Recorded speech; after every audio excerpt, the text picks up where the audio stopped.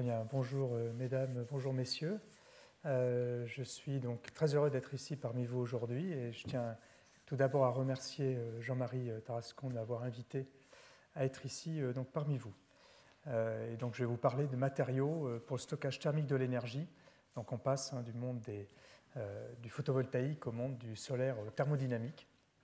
Donc ça sera assez complet. Et puis des nanomatériaux plutôt grosses échelles puisqu'on va être plutôt nous, à l'échelle du kilomètre. Voilà. Donc, dans un premier temps, je vais me présenter. Donc, je suis Xavier Py, professeur à l'Université de Perpignan, et je réalise donc mes travaux de recherche au sein d'un laboratoire qui est une unité propre du CNRS depuis une vingtaine d'années, qui est le laboratoire Promesse, qui est le laboratoire en France dédié au solaire à concentration. Alors, le solaire à concentration, on va beaucoup en parler aujourd'hui, c'est très peu connu en France, alors que la France a été largement pionnier dans ce domaine. Et en fait, la France bénéficie d'une aura internationale dans ce domaine. Mais on verra pourquoi sur le territoire métropolitain, on en parle assez peu. Donc le laboratoire est situé dans le Roussillon, dans les Pyrénées-Orientales. Et donc le trésor de guerre, en quelque sorte, du laboratoire, qui est la raison pour laquelle il se trouve à cet endroit-là, c'est le grand four solaire de Deyo, qui est l'œuvre de Félix Trombe, qui l'a construit il y a plus de 40 ans, et qui est encore aujourd'hui le plus grand four solaire au monde, puisque, comme vous pouvez le constater, c'est un immeuble de 7-8 étages, et au foyer de cette parabole, on a une puissance thermique de l'ordre du mégawatt sur un peu moins d'1 mètre carré de surface, et on peut atteindre des températures de plus de 3000 degrés. Alors, ce n'est pas du tout un outil destiné à produire de l'énergie. C'est un outil de recherche qui permet de travailler sur les matériaux en conditions extrêmes, de faire de la chimie haute température, de préparer aussi des matériaux pour l'espace, les boucliers de navette spatiale ou préparer les missions sur Mars, et donc de simuler expérimentalement des conditions très particulières de contraintes donc extrêmes pour préparer les matériaux. Et on travaille aussi sur la production de vecteurs énergétiques comme l'hydrogène, où on travaille sur le traitement de déchets, etc. Il y a tout un tas d'activités, et pas seulement donc, les procédés de production d'énergie électrique ou autre. Alors le laboratoire bénéficie aussi d'une autre installation qui est la centrale pilote Thémis, qui a été construite dans les années 80 et qui était, on va revenir dessus, donc un pilote EDF-CNRS qui avait pour but de démontrer la faisabilité ou pas des centrales électrosolaires thermodynamiques. On va revenir dessus. Donc autant ces installations-là, pendant une vingtaine d'années, ont eu quelques difficultés en France pour donc se maintenir. Donc depuis que le solaire a redémarré, bien entendu, on est très heureux d'avoir conservé ces outils qui sont tout à fait exceptionnels et à l'échelle mondiale. Donc dans cette centrale pilote Thémis, on y développe les composants des centrales thermodynamiques de demain. Et pour un laboratoire de recherche, c'est évidemment des outils assez intéressants. Donc le laboratoire rassemble à peu près 170 personnes du CNRS et de l'Université de Perpignan, une cinquantaine de doctorants, et puis bien entendu des collègues qui viennent du monde entier pour travailler sur ces installations. Alors, vous l'aurez compris, les procédés phares sur lesquels l'ensemble du laboratoire travaille, c'est notamment ces centrales électrosolaires thermodynamiques. Alors, de quoi s'agit-il ?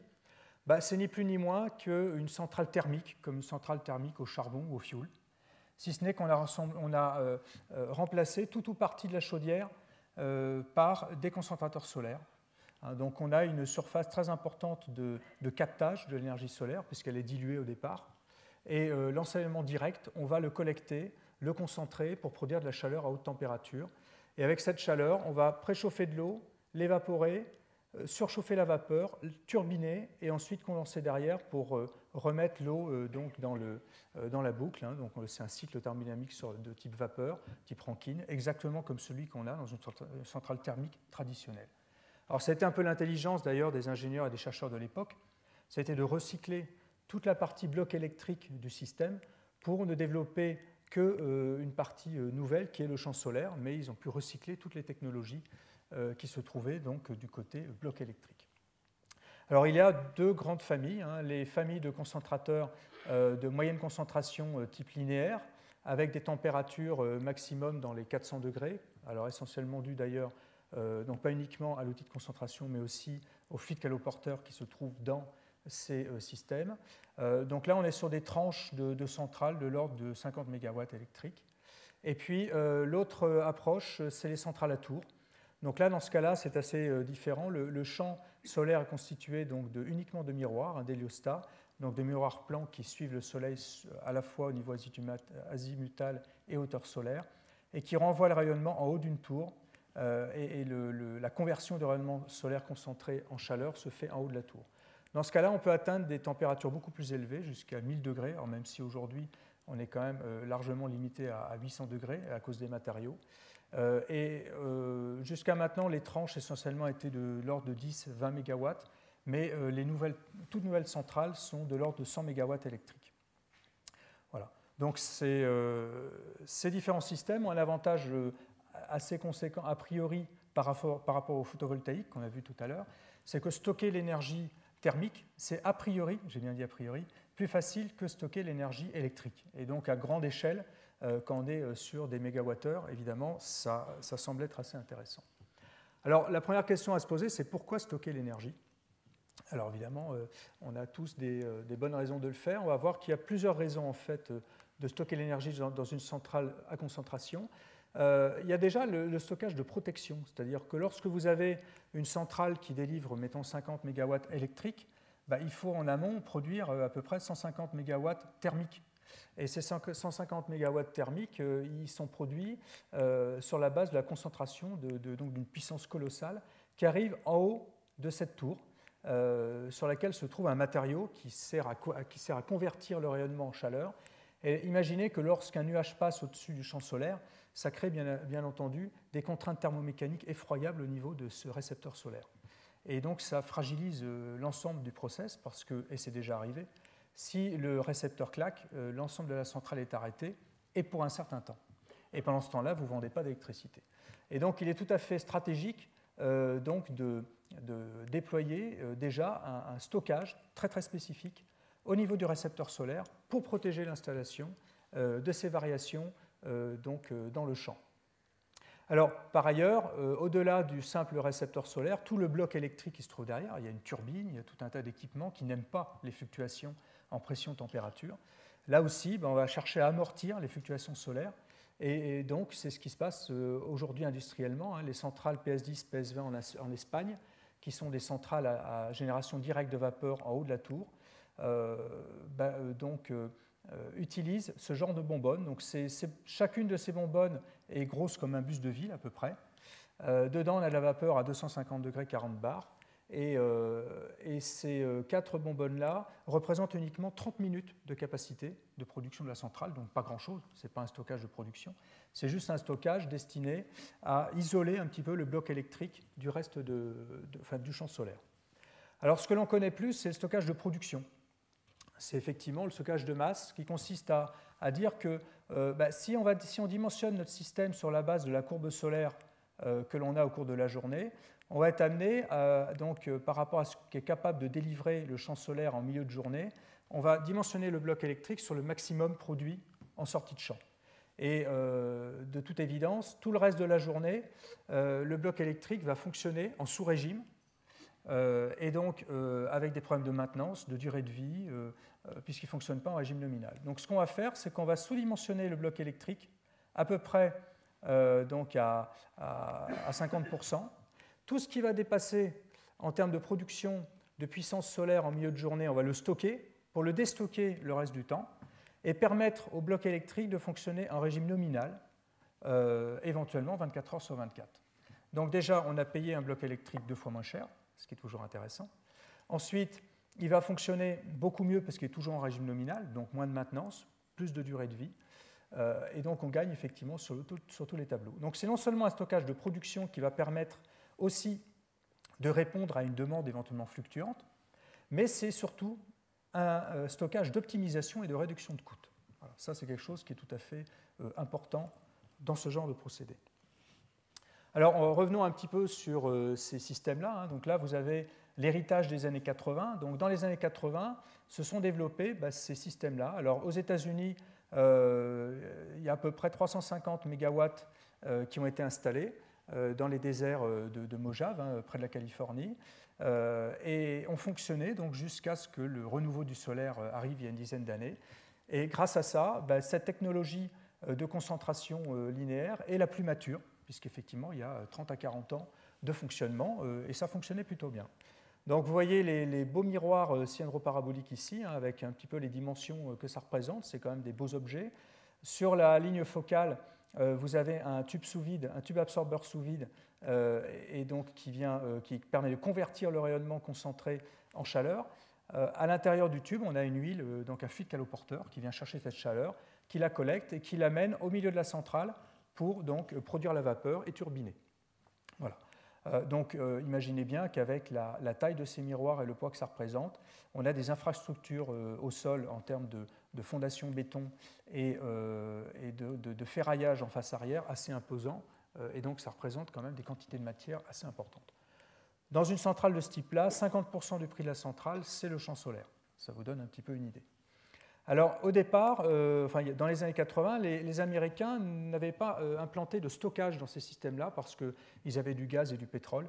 Et donc, ils faisaient du backup à partir d'énergie fossile sans avoir besoin de stockage. Mais ils ont quand même ressenti l'intérêt de rajouter du stockage. Donc, ils ont déployé en fait, des stockages en huile. Donc, l'idée, c'était, en sortie de champ solaire, sur l'huile chaude, on stocke en thermocline, hein, dans des grandes cuves, l'huile chaude. Le problème, c'est que ces huiles-là sont très proches du point de craquage, très proches de 400 degrés, et très inflammables. Donc, comme vous pouvez le voir, il y a eu des incendies assez effroyables. Et ce n'est pas des huiles bio, c'est plutôt des huiles de synthèse à très fort impact environnemental. Donc, cette approche de stockage en chaleur sensible sur de l'huile a été très rapidement abandonnée dans ces années-là. Pendant ce temps-là, les Français développaient une technologie complètement différente, celle de Thémis, à Targassonne, près d'Odeio, et donc près du laboratoire. Donc ce système-là est très différent. Donc on a une tour de 80 mètres de haut avec en haut de la tour un foyer. En fait, c'est une chaudière avec des tubes réfractaires peints en noir et dans lesquels circule en fait un sel fondu. Voilà. Donc ce sel, c'est alors soit un binaire, soit un ternaire de nitrate et qui va fonctionner toujours en phase liquide, mais à 2 niveaux de température. Donc en bas de la tour, on a une cuve donc pour le sel chaud et une cuve pour le sel froid, en fait tiède. Hein. On se situe entre 250 et 450 degrés. Lorsque le système fonctionne, on va pomper donc le sel fondu à 250 degrés, l'amener donc au niveau de la chaudière qui collecte le rayonnement concentré pour le convertir en chaleur, chauffer ce sel fondu jusqu'à 450 degrés pour remplir la cuve chaude. Et puis, lorsque on veut donc produire de l'électricité, le générateur de vapeur vient chercher de la chaleur au niveau du sel chaud. On a donc tous les étages de préchauffage, évaporation et surchauffe de la vapeur que l'on turbine, on condense et on renvoie dans le système. Donc l'avantage, c'est que le bloc électrique est complètement isolé de la partie champ solaire. Et l'avantage aussi, c'est que comme on utilise un sel fondu donc qui est stable jusqu'à 650 degrés, ça permet d'avoir un système ici qui fonctionne bien qu'à très haute température, à pression atmosphérique, et sur un fluide caloporteur qui est circulé à l'aide de pompes. Alors déjà à l'époque, l'industrie française, l'industrie de manière générale, avait l'habitude d'utiliser des sels fondus, notamment dans la métallurgie ou dans d'autres secteurs, comme fluide caloporteur ou comme pour faire des traitements de surface. Donc c'était une technologie là aussi qui était très bien maîtrisée. Voilà. Alors la seule grosse difficulté, c'est qu'éventuellement, la nuit, si vous avez donc le sel qui s'arrête dans une conduite et que la température descend en dessous de la température de cristallisation du sel, qui était à peu près suivant les sels, 150 ou 250 degrés justement, le lendemain matin, vous aviez un gros problème pour relancer l'installation. Voilà, donc ça posait des petits problèmes techniques. Mais malgré ça, donc ça fonctionnait effectivement assez bien. Les Américains avaient choisi donc une autre filière qui a posé un certain nombre de problèmes pour les centrales à tour. Donc ils réalisaient directement l'évaporation de vapeur en haut de la tour. Mais les différentes problématiques d'évaporation dans les tubes faisaient que souvent la chaudière lâchait. Et donc ils sont venus voir ce que faisaient les Français à Thémis et ils ont transformé leur centrale à génération directe de vapeur en centrale donc à sel fondu. Alors aujourd'hui, on en est où ? Après une vingtaine d'années d'éclipse, j'allais dire, sur l'énergie solaire à concentration. Tout a redémarré. Et aujourd'hui, le standard pour les centrales électrosolaires de type linéaire, c'est les centrales Andasol. Donc, c'est les centrales qui sont construites en Andalousie, en Espagne. C'est un mix finalement des centrales américaines à concentrateur cylindro-parabolique et du stockage en sel fondu de Thémis. Donc ils ont fait un mix des deux. Ils ont pris ce qui était le meilleur de chez des Américains et des Français. Donc ici, c'est des tranches de 50 MW électriques avec 7h30 de stockage. Et ces 7h30 de stockage nécessitent 28 000 tonnes de sel fondu. Donc vous voyez un petit peu ce que ça représente. Avec donc les deux cuves ici, c'est des cuves de 30 mètres de diamètre sur 12 mètres de haut, si je me rappelle bien, qui nécessitent aussi des fondations, etc., conséquentes, donc beaucoup de matière. Vous avez ici un détail des concentrateurs, du tube absorbeur sous vide, de toute cette technologie. Voilà.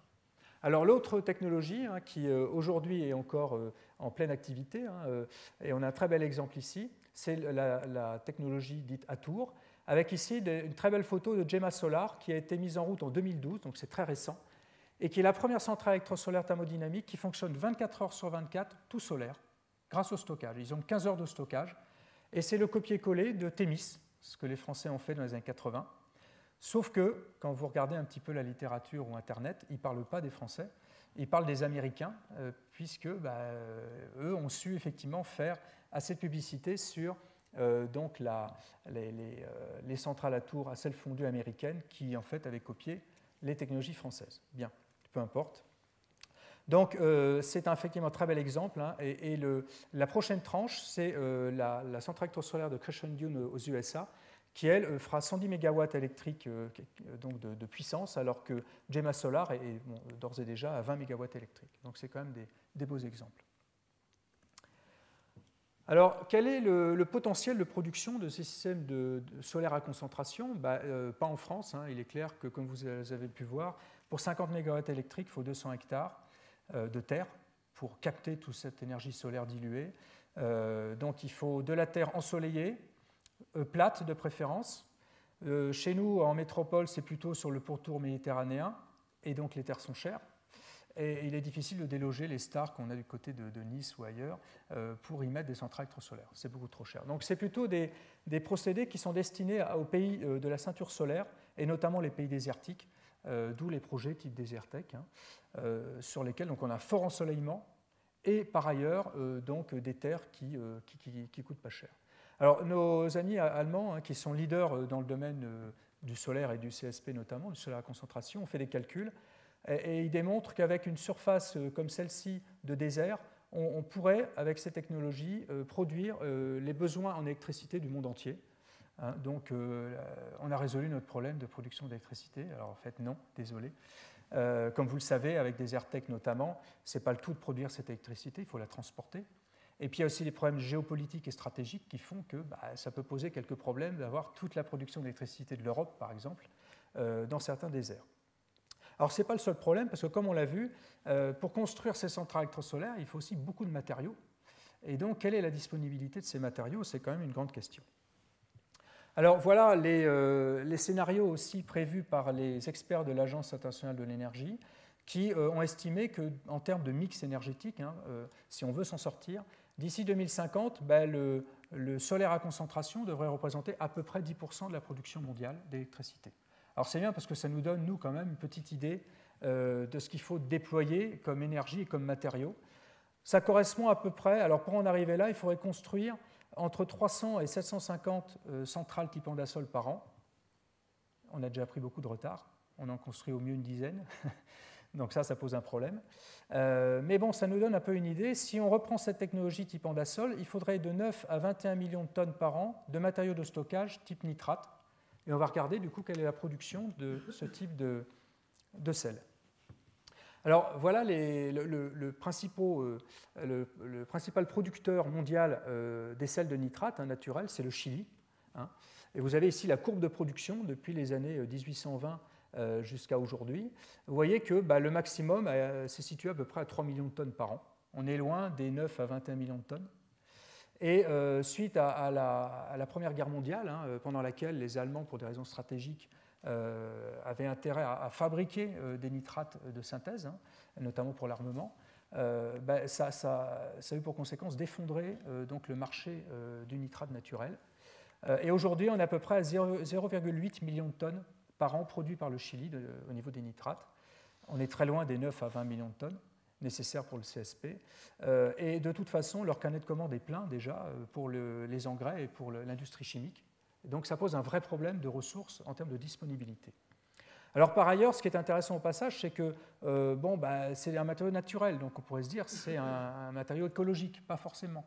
Si on regarde un petit peu sur toute cette histoire-là, aujourd'hui, ça correspond à 132 millions de tonnes de déchets qui ont été produits et laissés sur place, une centaine d'usines abandonnées et plus de 400 km² de déserts exploités et souillés par cette exploitation. Donc on peut plus une guerre au niveau des ressources entre les différents pays dans ces zones-là. Alors, je m'écarte un petit peu des centrales électrosolaires pour dire qu'on travaille aussi sur d'autres types de stockage sur lesquels on trouve le même genre de problème. Et notamment, on travaille sur les systèmes de stockage d'électricité par compression d'air dans les cavernes. Donc ce sont des systèmes qui fonctionnent aussi depuis une trentaine d'années. Il y a un gros pilote à Untorf en Allemagne d'une capacité de 320 MW électriques sur 3 heures et Macintosh aux États-Unis, 110 MW électriques pendant 26 heures avec des rendements de 42 à 49%. Donc c'est des systèmes de stockage d'électricité tout à fait similaires à des barrages hydroélectriques. On est dans les mêmes grandeurs, mêmes ordres de grandeur et les temps de réponse sont aussi tout à fait similaires. Donc c'est intéressant parce que les barrages hydroélectriques, en France, on est un petit peu saturé au niveau des différents sites sur lesquels on peut les réaliser, et ce n'est pas le seul pays. Et alors qu'au niveau des cavernes utilisables potentiellement, on recense à peu près 120 en France, et notamment dans l'est de la France. Les industries chimiques avaient besoin de saumure, donc ils ont injecté de l'eau dans le sol au niveau des gisements de sel gemme. Ils ont remonté de la saumure, et ça crée des très belles cavernes étanches dans lesquelles on peut stocker du gaz. Alors le système est simple, quand on a trop d'électricité sur le réseau, on comprime de l'air dans la caverne, à peu près jusqu'à 70 bars, et lorsqu'on a besoin d'électricité, on détend et on turbine. Alors le problème, c'est qu'on a tous gonflé un pneu de vélo. Il y a une partie de l'énergie lors de la compression, qui est transformée en chaleur et qui est dégradée. Et donc si on veut augmenter le rendement de ces installations, il faut faire ce qu'on appelle un ACAES, donc un système de compression adiabatique, ou à peu près, qui consiste à récupérer la chaleur de compression pour la rendre à la détente. Et donc il faut un sous-système de stockage thermique dans le système de stockage électrique. Alors le problème, c'est que sur des installations comme ça, ce stockage thermique, c'est à peu près 4 à 10 000 tonnes de matériaux, à nouveau. Et puis des matériaux qui sont capables de fonctionner entre 50 degrés pression atmosphérique jusqu'à 650 degrés 100 bars d'air. Et donc c'est quand même très très difficile pour les matériaux pour supporter ce genre de choses. Donc on travaille aussi sur ce type de stockage, parce que les matériaux qu'on va voir après, qu'on a développés pour les centrales électrosolaires, peuvent supporter aussi ce genre de contraintes. Voilà, donc face à ces verrous technologiques en termes de besoins en matériaux, depuis 5-6 ans, les différents experts du stockage à l'échelle mondiale, un petit groupe de l'Agence internationale de l'énergie, on s'est penché sur la question, et donc suivant les pays, il y a différentes approches. Alors les Allemands proposent, eux, d'utiliser du béton, parce que, effectivement, le béton est un matériau qui est assez disponible, comme on le sait, on peut en trouver partout. Et donc, alors maintenant, il ne conduit pas très bien la chaleur, et il n'est pas tout à fait compatible avec les filtres type huile solaire. Et donc, en fait, il s'agit de noyer un échangeur multitubulaire avec du béton et de stocker et déstocker la chaleur. Alors, le problème, c'est que si on utilise un béton traditionnel, un béton courant, en fait, il n'est pas fait pour être cyclé thermiquement. Et les Allemands qui aujourd'hui construisent ce genre de stockage le garantissent uniquement 10 ans. Alors, pour une centrale qui va fonctionner 30 ans ou 35 ans, ce n'est pas suffisant. Donc ils ont pas mal de problèmes avec ça. Alors, par ailleurs, le problème aussi, c'est que le béton contient beaucoup d'eau au départ. Et donc quand vous allez le chauffer, si vous voulez que ça se passe bien, il faut que la première chose soit faite de manière très très très lente pour dégager toute la vapeur, sans créer de poches de vapeur, et ça correspond à beaucoup de temps et beaucoup d'énergie dépensée, et donc c'est assez pénalisant aussi. Mais bon, c'est une approche. Une autre approche consiste à faire ce qu'on a un peu dans les coupeurs de la métallurgie aujourd'hui, à utiliser des céramiques réfractaires et puis utiliser des fluides caloporteurs type air chaud pour stocker et déstocker les masses de céramique donc en chaleur. Alors ça fonctionne bien entendu puisque c'est directement recyclé de stockage industriel qui fonctionne. Le problème, c'est que ce type de céramiques réfractaires peuvent être très coûteuses, jusqu'à 8 000 € la tonne. Alors pour vous donner une idée, les sels de nitrate, c'est 800 € la tonne. On est 10 fois plus cher sur ces céramiques-là. Et autant les 800 € la tonne des nitrates, c'est acceptable par les industriels du CSP, autant 8 000, ça ne l'est plus. Alors par ailleurs, un des problèmes aussi, c'est l'analyse de cycle de vie, parce que quelquefois, ces céramiques-là ont des analyses de cycle de vie qui sont assez pénalisantes. Alors l'approche qu'on développe, nous, en France, depuis maintenant donc à peu près 6 ans, consiste à les piocher dans les déchets industriels, et de préférence les déchets dangereux, comme source minérale, en fait, largement disponible. Alors, on a commencé par les déchets amiantés, puisqu'on a une entreprise, on verra tout à l'heure ce qu'on a fait avec eux, donc Europlasma, et donc dans les Landes, qui vitrifie les déchets amiantés, avec un gisement de l'ordre de 250 000 tonnes par an en France de déchets amiantés produites. Et on a consommé 174 millions de tonnes d'amiante au cours du XXe siècle dans le monde. Donc il y a quand même un certain gisement. Si on s'intéresse aux déchets, ça fait à peu près, mettons, 2 fois, 300 millions de tonnes. Donc il y a un certain gisement. Les cendres volantes issues d'incinérateurs de déchets ménagers. Donc rien que dans l'Europe des 15, 1,6 million de tonnes par an. Bon. Les cendres volantes de centrales thermiques au charbon, 750 millions de tonnes par an, rien que en Europe des 15, 42 millions de tonnes par an. Alors ça, c'est évidemment quelque chose de très intéressant parce qu'on est bien au-delà des 9 à 21 millions de tonnes nécessaires pour le solaire. Et puis, ce qui est intéressant, c'est que ces cendres volantes-là sont produites par les opérateurs énergétiques comme EDF aujourd'hui, avec leurs centrales thermiques au charbon. Et ces opérateurs énergétiques seront les propriétaires des centrales électrosolaires de demain. Et donc, ils peuvent utiliser leurs déchets d'aujourd'hui pour faire les méthodes de stockage de leurs centrales solaires de demain. Voilà. Donc, on rentre dans une espèce de cercle vertueux. Et donc, vous imaginez qu'effectivement que EDF s'intéresse de près à ce qu'on fait et finance largement nos recherches. Voilà. Ensuite, vous avez tous les laitiers sidérurgiques, notamment de la métallurgie de l'acier. Donc là, on est supérieur à 400 millions de tonnes par an. Il y a aussi toute la métallurgie du cuivre. Donc, vous voyez que si vous faites un petit peu la somme de tout ça, on est très, très, très largement au-dessus, en termes de gisement, des 20 millions de tonnes par an nécessaires pour le solaire à concentration. Mais on sait que ce n'est pas les seules applications pour lesquelles on aura besoin de stockage pour la transition énergétique.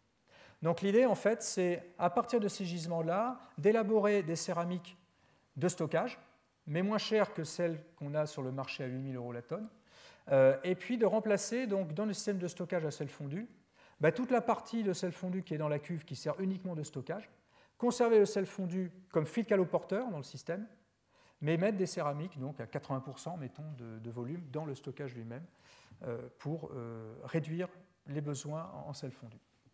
Alors, on a donc démarré sur les déchets amiantés. Alors pourquoi ? Parce qu'au départ, on ne s'intéressait pas du tout, en fait, on n'imaginait pas qu'on allait pouvoir utiliser les céramiques issues de déchets amiantés pour le stockage, mais on s'intéressait en fait à la diminution du coût énergétique des procédés d'inertage des déchets amiantés, puisqu'en fait, l'approche développée par Europlasma consiste à prendre les déchets amiantés, les monter à 1400 degrés pour fondre les déchets amiantés et donc faire disparaître le caractère microfibreux qui est le caractère dangereux de l'amiante. Alors on obtient en fait un matériau, alors soit lorsqu'il est refroidi très rapidement, c'est un verre, s'il est refroidi plus lentement, on obtient une céramique qui est très proche du basalte et totalement inerte puisqu'il n'en a plus de caractère microfibreux. Alors, ce qui nous a intéressé là-dedans, c'est qu'on s'est en fait rendu compte que déjà cette céramique pouvait être intéressante en soi.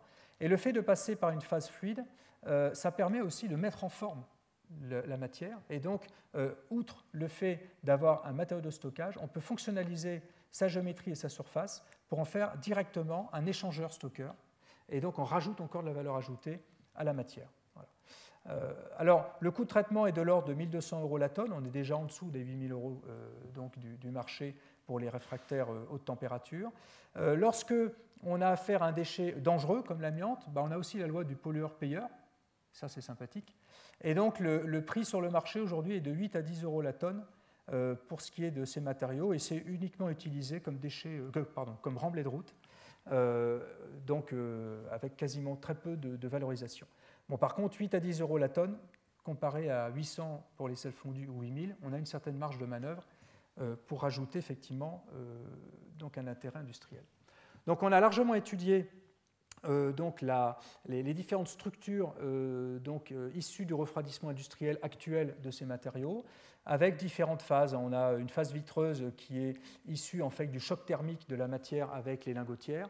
On a ensuite une zone donc de céramique isotrope à grains fins qui est en fait la zone particulièrement intéressante, une zone colonnaire. Et ensuite, au cœur en fait, de la matière, on a une structure de macrocristaux isotropes. Donc on a étudié toutes ces structures pour voir laquelle était la plus intéressante. Bon, ben, en fait, c'est la structure isotrope à grains fins. Alors, ces structures-là, on les rencontre classiquement dans la métallurgie. C'est quelque chose de tout à fait comparable à ce qu'on a dans ces domaines-là. Et donc, on a réalisé donc, des coulées instrumentées, toute une modélisation pour, à partir de ça, définir quelles sont les conditions opératoires qui permettraient d'obtenir uniquement, bien sûr, cette structure cristalline qui est favorable à des matériaux résistants aux sollicitations sous stockage haute température. Donc on a réalisé ensuite en laboratoire ce type de mise en œuvre. Donc vous avez ici un de mes doctorants en plein travail. Vous voyez que c'est quand même assez difficile pour eux, mais donc de travailler avec la matière à 1400 degrés. Et on a pu ainsi donc obtenir des céramiques isotropes à grains fins. Alors soit avec des géométries très simples type plaque plane, soit des géométries type plaque plissée qui permettent de réaliser des échangeurs stockeurs type mélangeur statique avec donc des transferts avec les fils de transfert intensifiés. Alors, si on étudie un petit peu les propriétés de ces matériaux, parce qu'ensuite il faut que ces matériaux répondent à nos demandes, donc on a largement travaillé là avec les collègues d'Orléans, le CMHTI, qui sont des spécialistes des matériaux haute température, donc on a fait des études calorimétriques notamment de ces matériaux. Donc ici, c'est les céramiques issues de déchets amiantés. Et on se rend compte que si on balaye l'ensemble du champ de température de l'ambiance jusqu'à 1000 degrés, c'est extrêmement stable, on n'a que de la chaleur sensible, il n'y a pas de transformation apparente. Et donc, a priori, ces céramiques-là peuvent être utilisées sur l'ensemble de la gamme des systèmes solaires à concentration et des systèmes de stockage type CAES adiabatique. Alors, si on regarde de plus près au niveau de la structure, on a réalisé ici des DRX pour voir ce qui se passe au niveau des phases cristallines. Donc, si on part du verre, lorsqu'on fait un refroidissement donc très très rapide, donc on a au départ un diffractogramme très plat puisqu'effectivement c'est un verre. Lorsque l'on chauffe, arrivé à peu près à 900 degrés, on a la cristallisation donc, de la matière, on obtient la céramique, donc on peut partir bien entendu directement de la céramique. Et ce qui est intéressant, c'est lorsqu'on cycle cette céramique de l'ambiante à 1000 degrés et que l'on effectue des cycles répétés, on constate que la structure cristalline est extrêmement stable. Alors, ce qui évidemment est très intéressant pour nous, puisque ça garantit une bonne stabilité du matériau de stockage sur l'ensemble de la gamme d'applications. Alors vous avez ici des résultats tout à fait similaires pour les verres et céramiques issus donc de cendres volantes d'incinérateurs de déchets ménagers. Quand on part du verre, on voit ici la transition vitreuse suivie de la cristallisation. Et une fois qu'on a la céramique, on voit qu'on a un thermogramme tout à fait plat, tout à fait calme, qui correspond uniquement à la chaleur sensible. En termes de DRX, exactement le même type de résultat qu'avec les céramiques issues de déchets amiantés, des céramiques extrêmement stables et donc tout à fait utilisables pour le stockage haute température. Alors si on regarde les propriétés thermophysiques de stockage, alors évidemment on a eu une petite crainte, comme tout à chacun, de se dire on part de déchets, et les déchets amiantés notamment ont une grosse variabilité au niveau de l'amont, et donc on aura peut-être une grosse variation aussi des propriétés thermophysiques de stockage, ce qui évidemment est problématique pour une application industrielle. Alors en fait, pas du tout, parce que si on a à peu près tout le tableau de Mendeleïev présent dans la matière, à cause des impuretés, les 3-4 composés principaux en fait managent absolument toutes les propriétés. Et on a donc essentiellement du SiO2, du CaO et du Al2O3. Et les propriétés obtenues sont typiques, effectivement, des aluminosilicates. Donc on voit qu'au niveau donc de la capacité calorifique, par exemple, de ces matériaux, on va de l'ambiante de 800 jusqu'à 1000-1100 à 1000 degrés joules par kilo par Kelvin, tout à fait similaire à des roches, par exemple, il n'y a pas de surprise, avec des masses volumiques aussi tout à fait proches de ce type de matériaux. Donc, en fait, aucune surprise de ce côté-là. En termes de conductivité thermique, C'est la même chose, hein. On a des conductivités thermiques de l'ordre de 1 à 1,5 watts par mètre et par Kelvin, hein, de l'ambiante jusqu'à 1000 degrés, ce qui est tout à fait classique de ce genre de matériaux céramiques. Alors, par contre, il y a un enjeu. C'est-à-dire que si on peut augmenter cette conductivité thermique, hein, et notre rêve c'est de le faire un x10, ça pourrait donner un avantage stratégique et en termes de marché tout à fait considérable à ces matériaux. Donc, bien entendu, on y travaille. Ça fait partie des activités du laboratoire aujourd'hui. Et on verra que d'ores et déjà, il y a des résultats assez intéressants. Alors, on s'est amusé avec les collègues d'Orléans à faire des verres modèles à partir des compositions majoritaires pour comparer les résultats de ces céramiques issues de déchets aux matériaux modèles. Et en fait, on a des résultats tout à fait similaires. Alors là, c'est beaucoup plus intéressant. En fait, on a ensuite soumis ces matériaux à des sollicitations un peu extrêmes. Donc, vous avez ici une expérience que l'on a au four solaire d'Odeillo. Donc, c'est une parabole à axe vertical. En bas du bâtiment, vous avez un héliostat qui suit le soleil. Et entre l'héliostat et cette parabole à axe vertical, qui elle se trouve dans le bâtiment, on a des pales en graphite qui permettent en fait d'obturer plus ou moins le rayonnement solaire. Et en pilotant ces pales, ça nous permet en fait de maîtriser parfaitement la température à laquelle on soumet la surface du matériau donc dans le cône de concentration.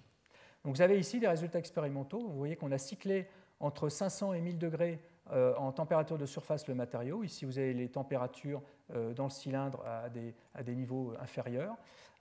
Et donc on a soumis ces matériaux à des rampes, enfin à des sollicitations dynamiques de chauffe-refroidissement, avec des rampes de 100 à 2500 degrés par minute. Donc c'est des conditions extrêmes, sous air, je précise, hein, donc c'est quand même un matériau qui monte jusqu'à 1000 degrés, avec ce type de sollicitation, et sans casser, sans se rompre, ce qui est tout à fait exceptionnel. Les meilleures céramiques réfractaires qu'on a pu tester du commerce ne peuvent pas supporter ce genre de sollicitation. Donc ça, c'est un avantage tout à fait considérable, qu'on a étudié un peu plus avec les collègues du GMH de Limoges, hein, puisque nous avons aussi la chance d'avoir des céramistes de très haut niveau à Limoges. Et donc les collègues du GMH ont développé des techniques de caractérisation des céramiques en température sur la base d'échographie ultrasons. Et donc de l'ambiante jusqu'à 1000 degrés, cela permet directement de mesurer en fait le module Young au cours de la chauffe du refroidissement et au cours de cycles répétés. Alors l'avantage, c'est que ça permet déjà de bien caractériser le matériau au niveau de ses propriétés thermomécaniques et de suivre aussi son vieillissement au cours de ces cycles de chauffe et refroidissement.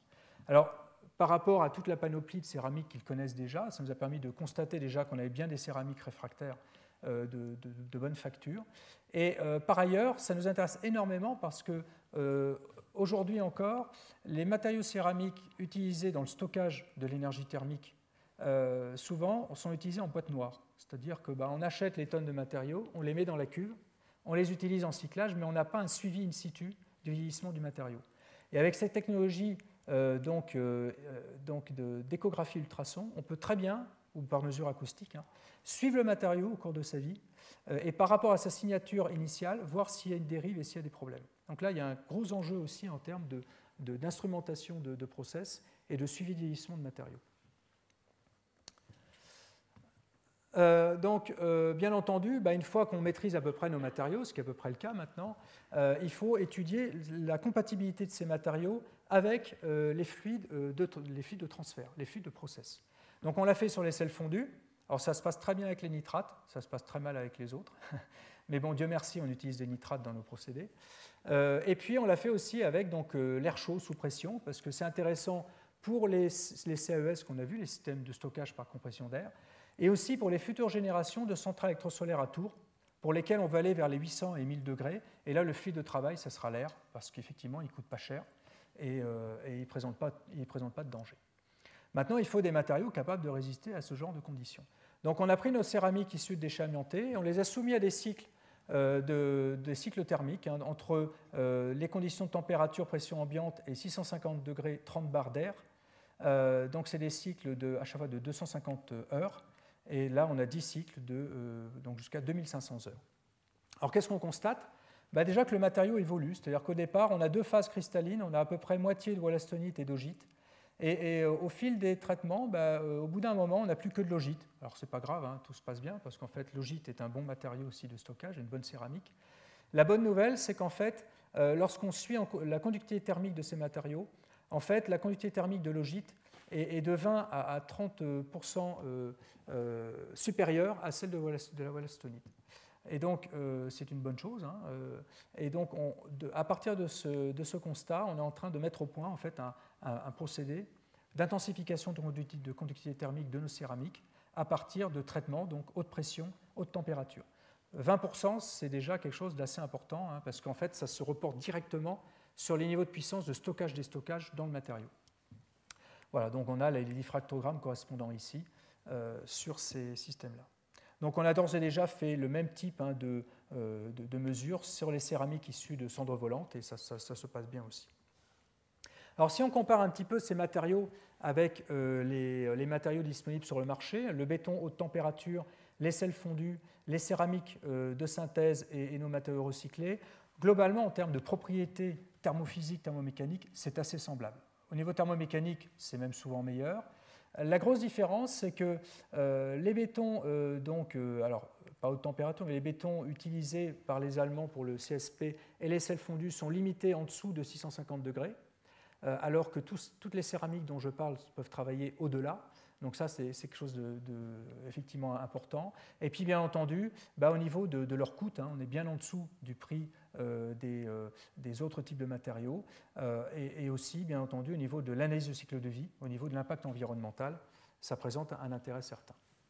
Donc, pour ce qui est de la mise en forme, eh bien, on y travaille à différentes échelles, parce que le problème, c'est que élaborer un matériau à l'échelle de laboratoire, c'est bien gentil, mais sur quelques centaines de grammes. Mais lorsque vous réalisez notamment un matériau en plaque plissée à l'échelle industrielle, les relaxations de contraintes thermomécaniques sont très différentes. Et donc, il faut effectivement travailler à plusieurs échelles. Donc, on le fait d'ores et déjà dans les Pyrénées-Orientales sur un four de 50 kW à Montlouis, avec des charges d'une trentaine de kilos. Et puis, directement sur site industriel avec Europlasma, puisqu'on a effectivement, dans le cadre d'une ANR, la possibilité de travailler directement avec eux en sortie de coulée du four à torche plasma pour réaliser des pièces donc, plus conséquentes, hein, éventuellement quelques centaines de kilos. Alors, ces matériaux ensuite mis en forme, comme vous voyez ici, sont prototypés à l'échelle d'abord laboratoire. Hein. Donc là, on a un échangeur, un module stocker-échangeur. Donc vous voyez les plaques plissées qui, empilées les unes au-dessus des autres, constituent un mélangeur statique, et le fluide va passer à travers cette gaufrette pour stocker ou déstocker la chaleur. Et on va pouvoir jouer sur la géométrie, alors sur l'épaisseur de la matière et sur la géométrie des plis pour optimiser le système en ayant les meilleurs transferts thermiques avec des pertes de charge minimales. Voilà. Donc ça, c'est à l'échelle du laboratoire. Et la prochaine étape, c'est donc en haut de la tour de Thémis, où là, on devrait pouvoir travailler sur 3 tonnes de matériaux, puisque pour mettre ça sur le marché, il faut l'avoir validé quand même à une échelle suffisante.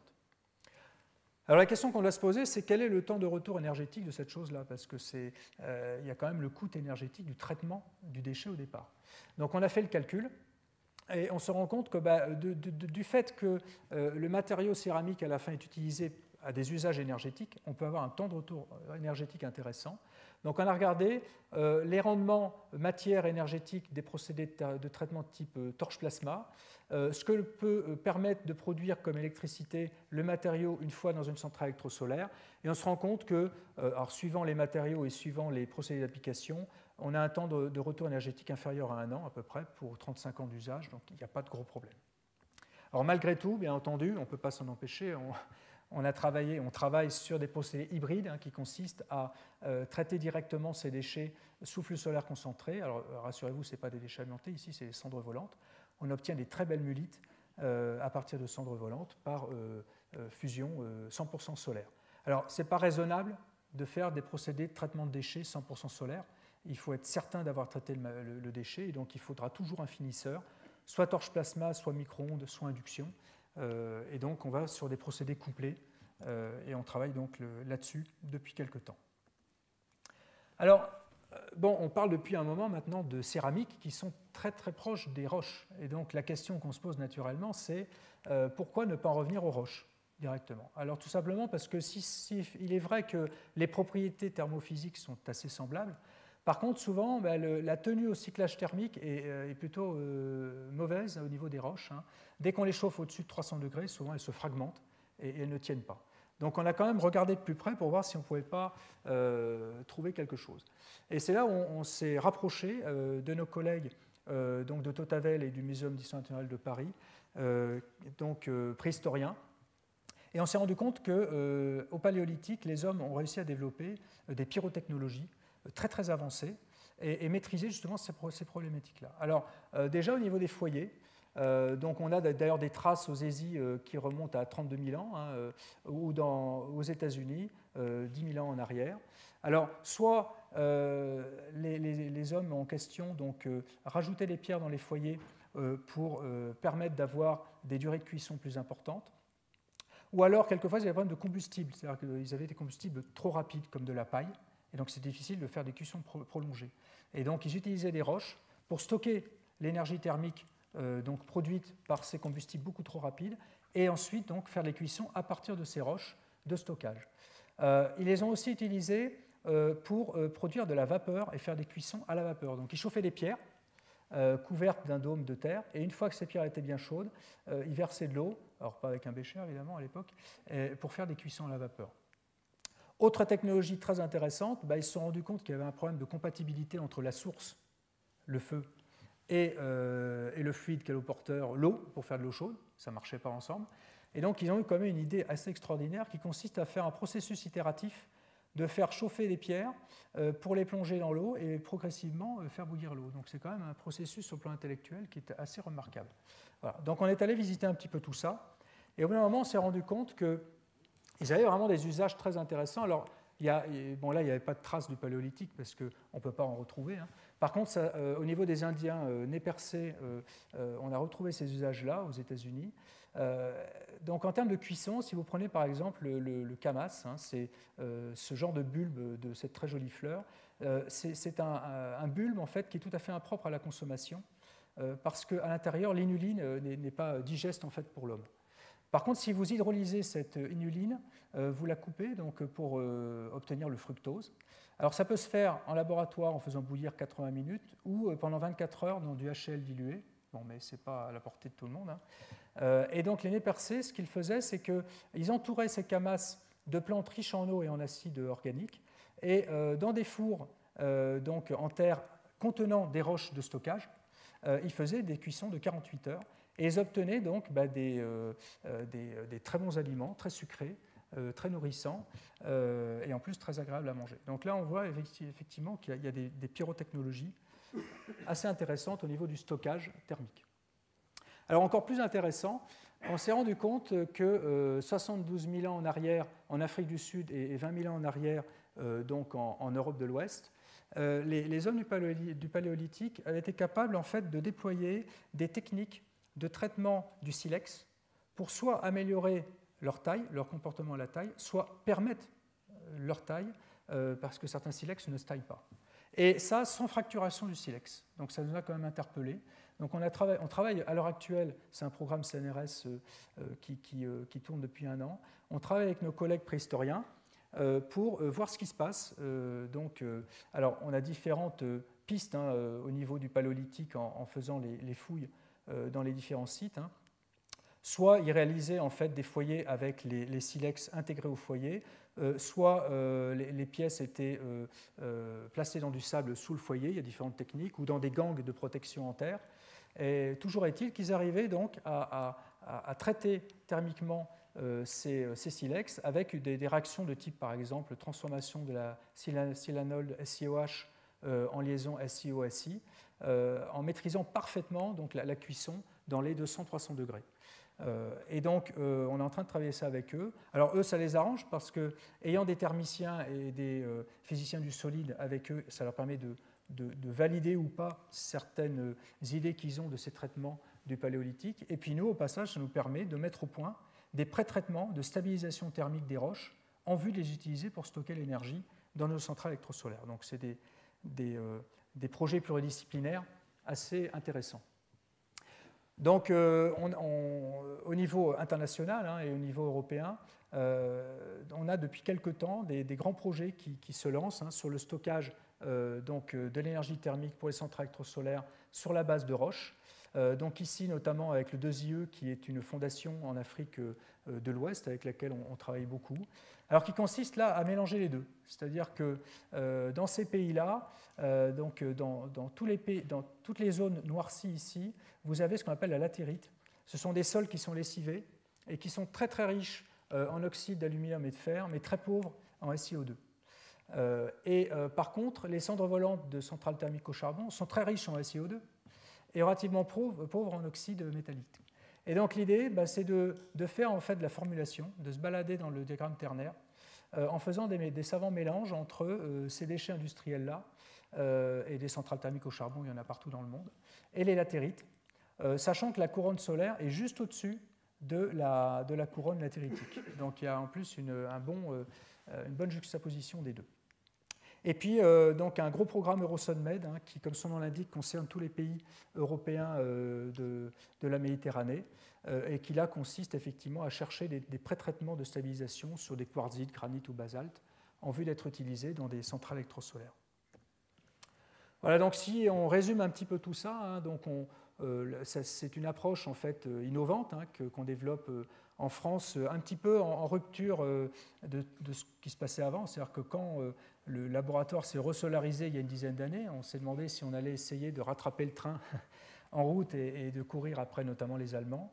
Et on a plutôt choisi effectivement de rentrer un petit peu en rupture technologique, en rupture de démarche, en allant sur ces déchets. Alors, ce qui est intéressant, c'est que l'inertage de déchets, on l'a vu, il y a des gisements qui sont colossaux.